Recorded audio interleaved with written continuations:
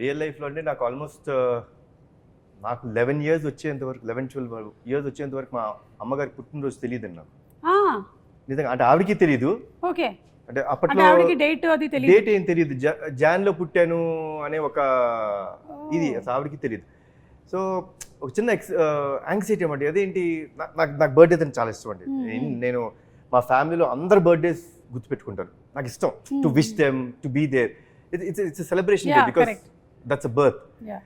So మా పెద్దనాన్న గారికి ఫోన్ చేసి పెద్దనాన్న ఏదో ఒకటి చేసి అమ్మ ఎప్పుడు పుట్టారో చూడండి అంటే ఆయనకి తెలిసింది ఏంటంటే సంక్రాంతి రోజు పుట్టారు ఆవిడ అనేది తెలుసు. సో బ్యాక్కి వెళ్ళి ఆ పర్టికులర్ 1957లో సంక్రాంతి రోజు ఎప్పుడు వచ్చింది. సో అదంతా చూసుకుంటే now we know that she is born on Jan 15th. Okay. So every Jan 15th I make it a point that I wish my mother. Cake cut చేసి ఆవిడకి బేసిక్గా ఇష్టం ఉండదు అవన్నీ. అయినా సరే I make it a point that I wish her I be there for. ఆ రోజు నేను జనరల్గా ఎక్కడికి వెళ్ళినా ఆవిడతోనే ఉంటాను, షూటింగ్స్ చేయను. So it's very very important moment for మీ.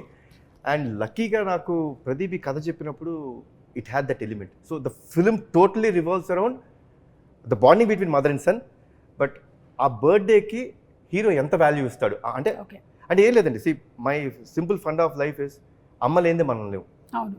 ఆవిడ మనకి జన్మనిచ్చిన రోజు మన బర్త్డే గుర్తుపెట్టుకుంటాం కాదు, మనకి జన్మనివ్వడానికి కారణమైన వాళ్ళ బర్త్డే గుర్తుపెట్టుకోవాలనేది నా స్ట్రాంగ్ నమ్మకం.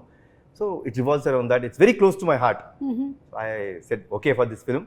ఒక కండిషన్ పెట్టాను, విజయశాంతి గారు చేయకపోతే నేను ఈ సినిమా చేయను అన్న. మనోడు షాకు. సార్ అన్నాడు.